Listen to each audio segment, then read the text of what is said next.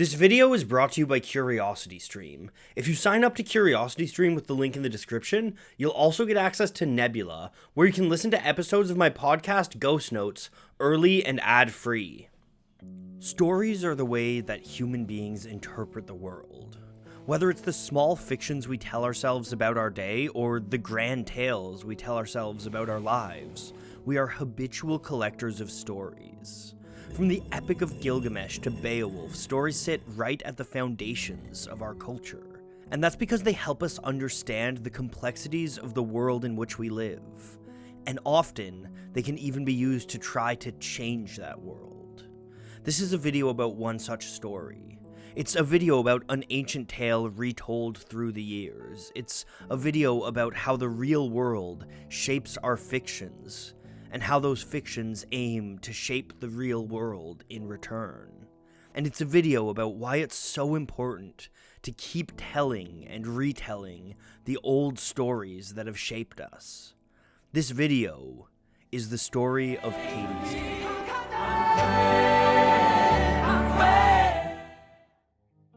Myths serve a number of purposes within human civilization. They unify culture, disseminate moral and ethical lessons, and inspire innovation and creation. And one of the reasons that myths are able to do all of this is because they are inherently malleable. Nobody owns myths, so they're not beholden to any kind of canon like the stories that we tell today. Instead, myths are living artifacts. They change to reflect the culture and values of those who are telling them. But while nobody owns them, everybody is familiar with the mythical figures of their society. They know the archetype that these characters represent, and so they can use them to explain the world and shape their world view. One cornerstone of the ancient Greek worldview was the idea of hubris, fatal pride and arrogance. But the Greeks took hubris far more seriously than we do today. When they talked of hubris, they did so to warn of the perils of trying to be smarter than the gods. This was an essential moral lesson for Greek society, and so it factored into countless myths and stories. One such story is the myth of Orpheus and Eurydice. Whether we're seeing Orpheus through the eyes of Virgil, Ovid, Plato, or any other Greek storyteller, hubris is at the core of the story. Orpheus, the greatest musician who ever lived, believes so strongly in his gifts that he dares to defy death and challenge the gods himself. When his love Eurydice dies on their wedding day, Orpheus goes to the underworld and charms Hades with a song. Hades agrees that he will let Eurydice return to the land of the living under one condition. Orpheus must lead Eurydice out of the underworld, but he's not allowed to look behind him to see if she's okay. When the couple are steps from the surface, Orpheus loses faith and looks back just in time to see Eurydice swept down below. In his grief, Orpheus writes a song pleading for death. Depending on the telling, Orpheus is killed by other people, wild beasts, or even the gods themselves. After his death, the muses cut Orpheus's head off and keep it to sing beautiful songs to the people. The key moral of this story is not to challenge the gods. In his hubris, Orpheus thought that he could defeat Hades, but he ultimately failed. But it's not just about playing with the gods. Tragedies of Hubris also laid out a moral message as to how you should treat your fellow man. Aristotle sums this up in Rhetoric. Hubris consists of doing and saying things that cause shame to the victim simply for the pleasure of it. Young men and the rich are hubristic because they think they are better than other people. A moral message sits right at the core of the story of Orpheus and Eurydice, and that's part of the reason that it's become such an enduring work. Several writers took on Orpheus in ancient Greece, and it's become a favorite of singers and storytellers alike ever since, with countless artists putting their spin on it right up until the modern day. One of these artists is Anais Mitchell.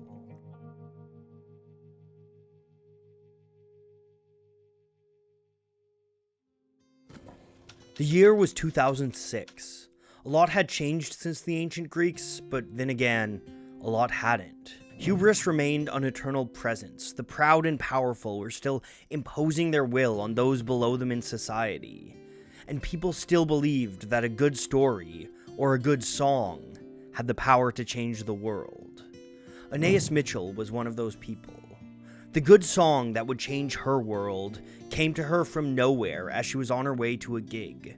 Mitchell told NPR that Hadestown was born when a set of lyrics popped into her head. Those lyrics were, "Wait for me, I'm coming. In my garters and pearls, with what melody did you barter me from the wicked underworld?" It was as if the muses themselves had blessed Mitchell. And it's easy to see how the entirety of Hadestown can be extrapolated from those two lines. Mitchell spent the next 2 years doing just that. First, she performed Hadestown as a song cycle at a local community theater. Then, she honed that song cycle into an album and recorded it in 2010. As she was creating the album, Mitchell couldn't help but look at the world around her. The US housing market had collapsed and kicked the world into the Great Recession. On a backdrop of thousands losing their jobs and homes, a story set in a kind of apocalyptic Great Depression seemed fitting. That reality shaped the characters of the story, particularly Hades, who is presented as a populist leader that takes advantage of vulnerable populations. But it also shaped Orpheus and Eurydice, who are forced to reckon with the realities of economic decline. Their story is told through contrast and duality. In the opening piece, Wedding Song, our two leads are immediately defined by the contrast between them. Eurydice is a pragmatic realist, framing the song with practical questions for Orpheus. Lover, tell me if you're able, who's gonna lay the wedding table? On the other hand, Orpheus is bright and optimistic, sure that his art and the world will provide for him and his love. And the tree's gonna lay the wedding table, and the river's gonna give us the wedding band. Early on, we're seeing one of the biggest conflicts of the entire album: art versus commerce. Mitchell is asking if it's possible to thrive as an artist in a world built on industry. In Epic Part 1, we get descriptions of Hades told through the language of industry. King of murder, king of bricks, the river Styx was a river of stones. This plays out in the music as well. Where Wedding Song opens us into a bright, warm world, the album moves into a dark New Orleans jazz sound, as we're introduced to the setting of Hadestown. Through Eurydice's eyes, Hadestown is a kind of paradise of wealth and excess. Everybody dresses in clothes so fine, everybody's pockets are weighted down, everybody's sipping ambrosia wine in a gold mine in Hadestown. In his verse, Orpheus provides an alternate perspective. Everybody hungry, everybody tired, everybody slaves by the sweat of his brow. The wage is nothing and the work is hard. It's a graveyard in Hadestown. But it's not enough. Eurydice is seduced to go into the underworld. In an interview with NPR, Anais Mitchell described Eurydice's motivations. She chooses the security of Hadestown, which comes with this kind of lifelessness. So she chooses kind of her gut. She chooses her stomach over her heart. This is a drastic change from the original myth. Mitchell is modifying it to teach the lessons of our modern age. Fear of the gods no longer rules our lives, so we don't need tragedies about hubris. Instead, we have to reckon with another implacable force controlling our lives: the economic realities of the world that we're born into. The changes to Eurydice also help modernize the myth by giving her agency. She is the one choosing to go to the underworld, rather than dying tragically to serve Orpheus's character arc. In a similar vein, Mitchell rewrites another woman of Greek myth, Persephone. In the original myth, Persephone is kidnapped by Hades. To adapt this into the modern age, Mitchell makes their relationship consensual, but that doesn't mean it's lacking tension. Persephone has a rebellious tilt to her, something that comes through in her spotlight piece, Our Lady of the Underground. The music of that song furthers our image of the underworld as a jazz club. It feels like a smoky speakeasy, with Persephone cast as a femme fatale, dealing drugs in the form of nature and summer. I got the wind right here in a jar. I got the rain on tap at the bar. Persephone becomes an even more important figure in the story in How Long, when she cracks Hades' cold demeanor and convinces him to give Orpheus a deal. All of his sorrow won't fit in his chest. It just burns like a fire in the pit of his chest. And his heart is burned on a spit in his chest. The verses of How Long are cyclical and repetitive, representative of the characters and the story itself. Persephone sings of the cycles of darkness and light that she represents, the changing of the seasons. How long? Just as long as I'm your wife. It's true, the earth must die. Then the earth comes back to life. And the sun just goes on rising. It's these cycles that let us find hope in a story, no matter how tragically it may end. And Hadestown ends just as tragically as the original myth. Once Orpheus has sung his song and made his bargain, he and Eurydice begin their ascent from the underworld. But then, just as in the original myth, doubt creeps in, and Orpheus loses Eurydice. Doubt comes in, and my heart falters, and forgets the songs it sung. But we're left with a message of hope. From the underworld, Eurydice and Persephone sing in honor of Orpheus, and in honor of all of those who create and persevere in the face of impossible odds. Sunflowers bloom when the green grass grows. My praise is not for them, but the one who blooms. And the bitter snow, I raise my cup to him. It's a praise of the way that the stories we tell and the songs that we sing can help us through our darkest hours and can help motivate us to change the world. Anais Mitchell wasn't finished with Hadestown when she released the album. 2 years later, she met Rachel Chavkin, and the two began to rework the musical. First, they brought it to the New York Theatre Workshop, then it had a run at Edmonton's Citadel Theatre, and finally it premiered on Broadway in April of 2019. The Great Recession had long since passed, but there were a whole host of new problems facing the world. Radical populism was sweeping the globe, and the threat of climate change was growing ever more pressing. And so the old tale of Orpheus and Eurydice took on yet another new life, different from the original myth and expanded from the 2010 album. The Broadway show begins with an acknowledgement that this is a story that's been told before. It's an old song. It's an old song. It's an old tale from way back when. It's an old song. It's an old song. And we're gonna sing it again. This draws attention to one of the biggest themes of the entire show, the nature of storytelling. The set design reflects this as well. Hadestown is performed with musicians on stage, and the character of Hermes is presented as a kind of narrator and master of ceremonies. The expanded presence of Hermes in the musical serves as a constant reminder that you are watching a story, and one that you probably already know the ending to. By doing this, the musical asks an important question. Why do we tell the same tragic stories over and over when we all know how they're gonna end? One answer is because of the way that familiar stories allow us to explore new meanings. And that's exactly what Hadestown does. Using the tropes of Greek myth, Hadestown is able to comment on contemporary society. This is perhaps most clear in Hades' showpiece song, Why We Build the Wall. The enemy is poverty, and the wall keeps out the enemy. And we build the wall to keep us free. That's why we build the wall. We build the wall to keep us free. It's easy to see how Why We Build the Wall found success in 2019. US President Donald Trump got elected on promises of building a border wall in the United States.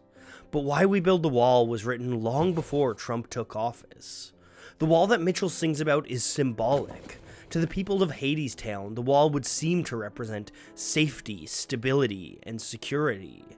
But in the end, the building of that wall does nothing but isolate those denizens of Hadestown and play into their own oppression. Mitchell told the Associated Press that Why We Build the Wall was based on an image that was older and bigger than one election. It shows how autocratic leaders of all walks are able to rule the populace through fear of the other. For as long as we've told the same tragedies, we've traded in the same fears. In that Associated Press piece, Mitchell discusses this phenomenon. I realized that if you're dealing with mythic archetypes, those things are going to come around again, for better or worse. Mitchell and Chavkin breathe new life into these mythic stories through the characterization of Persephone and Hades. While both characters play key roles in the original concept album, their arcs are expanded significantly in the final musical. These new versions help to explore some of the musical's political underpinnings, allowing it to explore the problem of climate change. In the world of the musical, the weather is changing drastically because Persephone and Hades are fighting. Hades is trying to keep Persephone in the underworld longer and longer, leading to more death and decay in the living world. It's a parable for the relationship between industry and the environment. Rampant industrialism has already led to drastic shifts to the climate and will continue to in the years to come. In Epic 2, Hades is even said to get his wealth from fossil fuels. Hades is king of oil and coal. As the main villain of the story, Hades and his city represent more than just industry. They represent the entire mechanism of capitalism. Hades hoards wealth made on the backs of his workers and denies them their humanity. You can see this in When the Chips Are Down, where the Fates sing about the ideals of unfettered capitalism. Aim for the heart, shoot to kill. If you don't do it, then the other one will. What you gonna do? In the reprise of Way Down Hadestown, we see a labor world that strips people of their agency and individuality. No one has a name down here. Mr. Hades set you free to work yourself into the ground, free to spend eternity in the factory and the warehouse where The Fates sing of the steady wheel of time pushing forward, and of souls dying as people work themselves to death one repetitive day after another. saw that wheel up in the sky, heard the big bell tolling. A lot of souls have gotta die to keep the rust bell rolling. It's an image that will no doubt resonate with some people stuck in dead-end jobs to this day. In this world, it can be easy to give in, to lose your creative spark, to lose your energy, and to lay down and wallow. The Fates sing as much in Nothing Changes. Why the struggle, why the strain? Why make trouble, why make scenes? This is a feeling that resonates with many of us in the modern world. We feel detached and alienated by late-stage capitalism.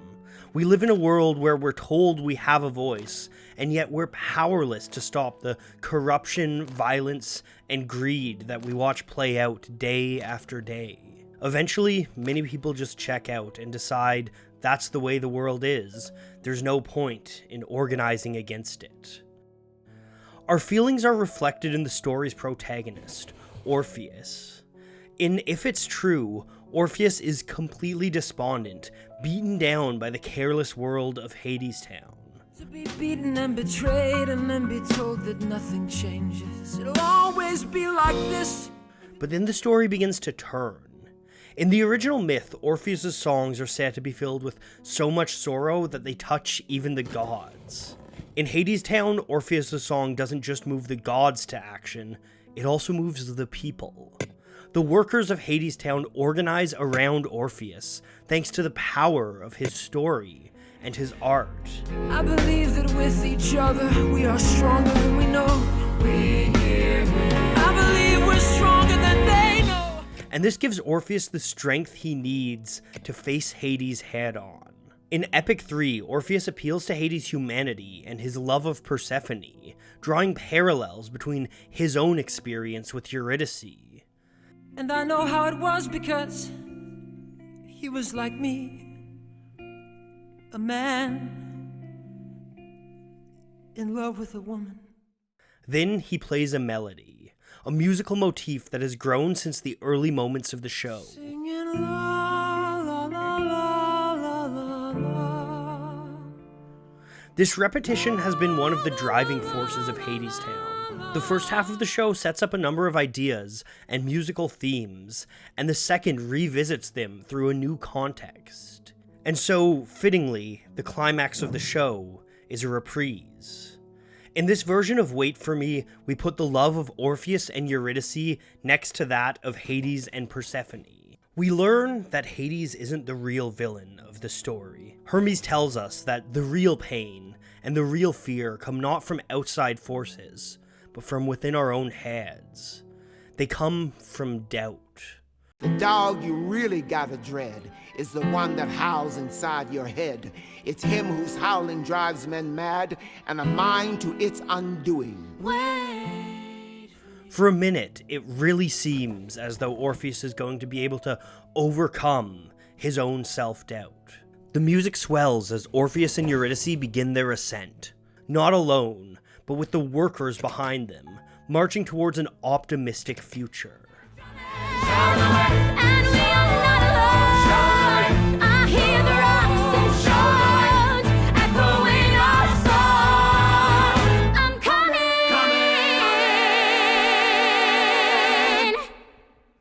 But then again, it's an old tale, and we all know how it ends.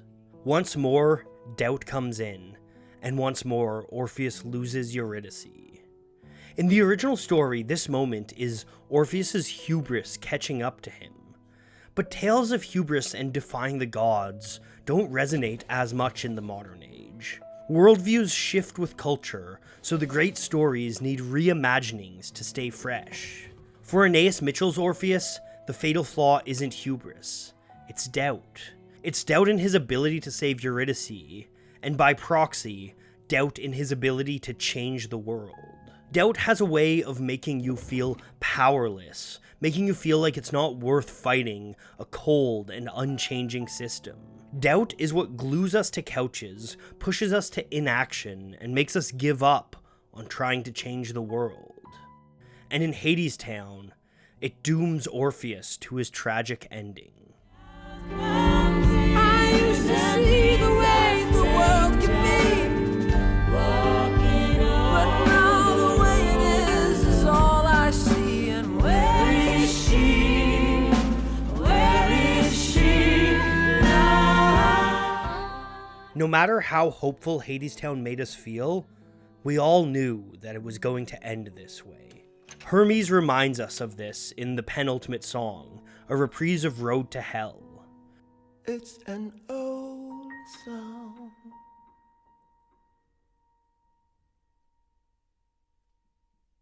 And that is how it ends. That's how it goes. True to the cyclical nature of the story, we've ended up back where we began. But even though we knew that Eurydice would be lost, even when we knew the struggle was futile, a small part of us believed that this time it might be different. And that's why we're happy to hear tragic stories over and over again. That's why we're content to sing old songs, to sing sad songs. We sing them anyways because they give us hope. We sing them because in a world that feels so oppressive, a world where you feel so beaten down, it feels good to have that sliver of hope for change. It feels good to dream about how things could be. That feeling is one that can resonate with humans from any time, from any place. And that feeling can help us give the fuel that we need to move forward and to inspire change in our own life. The final song of Hadestown is once again a reminder of how these stories can help us. It's a toast to Orpheus. A toast to Orpheus because he dared defy impossible odds. A toast to Orpheus because he showed us that the world tomorrow doesn't need to be how it is today. And a toast to Orpheus because his story is one that deserves telling over and over again. Hey, did you know that I have a podcast? It's called Ghost Notes, and it mostly consists of myself and 12 Tone aggressively agreeing with each other about music. And Ghost Notes is just one of a number of podcasts available early and ad-free on Nebula. Another that you might like is Musical Splaining, where Lindsay Ellis tries to explain her love of musicals to Kaveh Taherian. And of course, signing up to Nebula also gets you access to the videos of creators like Lindsay and myself, early and ad-free, plus access to an ever-expanding list of exclusive originals. If this sounds like something that you might dig, you can get full access to Nebula when you sign up to CuriosityStream using the link in the description. Where Nebula is a platform for independent creators, CuriosityStream is the only streaming service dedicated to professionally made documentaries. So you can check out the documentary Can a Computer Write a Hit Musical, which seeks to answer the question of, well, if a computer can write a hit musical. And because it's Black Friday, you can get 41% off an annual subscription if you sign up before November 29th. So follow the link in the description to get that insane deal. That'll get you access to, frankly, an overwhelming amount of great content, and it'll do a lot to help my channel, as well as the entire educational creator ecosystem. Thank you guys all so much for watching.